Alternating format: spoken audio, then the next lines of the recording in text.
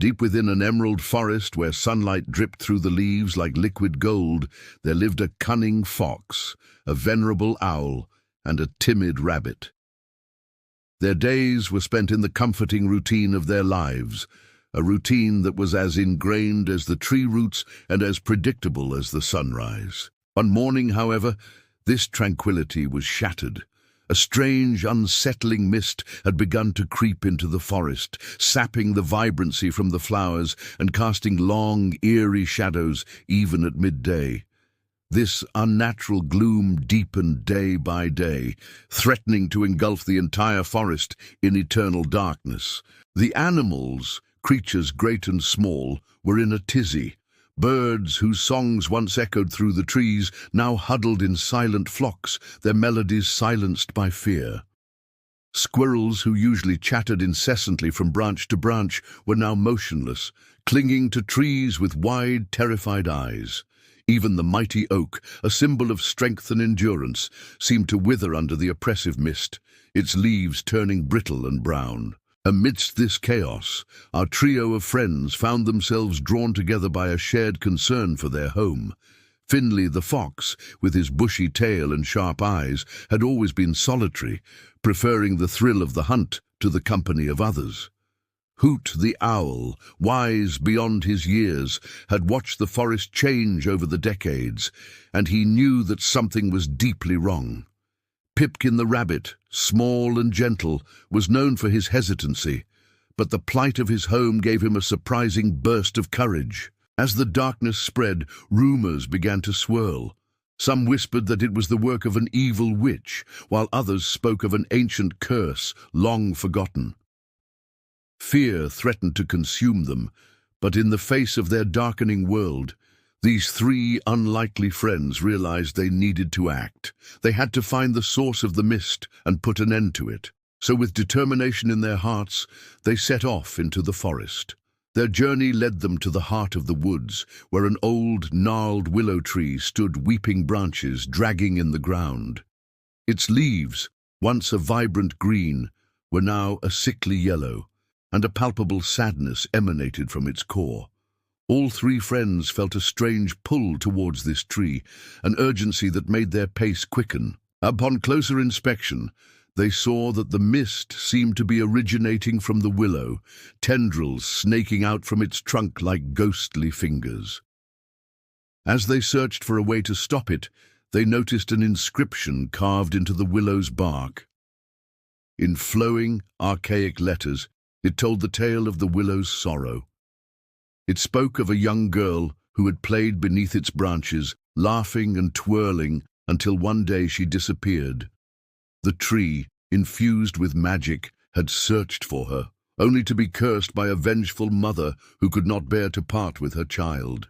Now the willow was bound to hold the forest in an eternal twilight until someone could break the curse and bring light back to the tree. As the inscription ended, a low voice echoed through the clearing. "So, you have come to lift my curse," it said. And from the shadows a figure emerged, the spirit of the willow. Her form shimmered like moonlight on water, and her eyes held the sadness of ages. She explained that to break the curse, they must each perform tasks that tested their unique skills and bravest fears. For Finley, it was to catch the wisp, a creature of pure moonlight that danced just beyond the reach of dawn.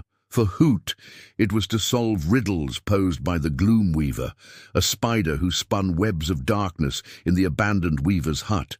And for Pipkin, it was to retrieve the melody of light from the songbird, a nightingale who sang only in the deepest, darkest pits of despair. Each task was fraught with peril and demanded a confrontation with their deepest fears.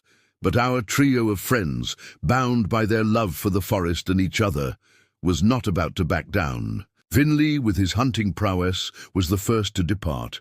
He tracked the wisp for days, following its elusive dance from meadow to mountaintop. Finally, just as the sun began its ascent, he found it perched on a dew-kissed leaf, its form shimmering in the first pale light. But as Finley prepared to strike, the wisp spoke, its voice like wind chimes in the breeze. It offered him a chance to end the curse without a fight.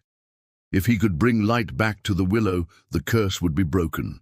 Realizing the truth in these words, Finley backed away. Instead of capturing the wisp, he raced back to the willow, eager to help lighten the tree's sorrow. Meanwhile, Hoot had ventured into the abandoned weaver's hut. Cobwebs brushed against his feathers as he moved deeper inside. And in the corner, shrouded in a tapestry of darkness, sat the gloom weaver. With a voice like rustling leaves, she posed riddle after riddle, each more perplexing than the last. But Hoot, drawing on his vast knowledge and sharp intellect, answered each one correctly. Just as he thought he had won, however, the gloom weaver revealed her final test.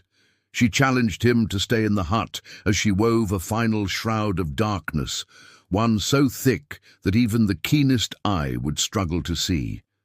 If he could endure the 5 hours it took her to weave, the curse would be lifted.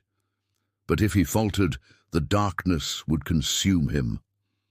With the fate of the forest hanging in the balance, Hoot faced the darkness, his courage tested like never before. As for Pipkin, his journey took him to the edge of the whispering woods, a place where trees moaned like ghosts and shadows played tricks on the eyes. Here lived the songbird, and only its song could restore light to the willow. But the nightingale was hidden, and to find it, Pipkin had to navigate a labyrinth of thorny bushes and deceptive paths. Just when his hope began to dwindle, Pipkin heard a faint melody, a song so beautiful it brought tears to his eyes. Following the sound, he came upon a clearing where the songbird perched on a moss-covered stone. But as Pipkin approached, the bird took flight, leading him on a merry chase through the darkening woods. At last, exhausted and afraid, Pipkin collapsed under a bush, tears streaming down his face, and that's when the magic happened. The songbird, sensing his sadness, landed on his hand and began to sing. Its song, a cascade of notes, filled the forest, chasing away the darkness and bringing light back to the trees. With the melody echoing through the woods, Pipkin knew the curse was being lifted. As the first rays of dawn touched the horizon, Finley stood before the willow, the wisp perched on his shoulder. Beside him, Hoot emerged from the weaver's hut, his feathers ruffled but his eyes shining with triumph.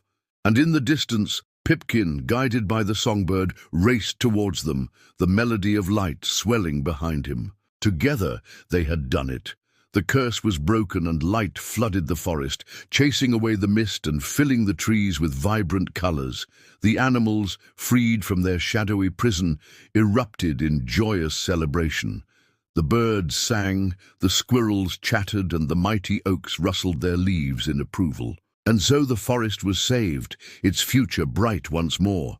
But perhaps the greatest victory was the bond forged between Finley, Hoot, and Pipkin. They had proven that unity and courage could overcome even the deepest fears and darkest curses.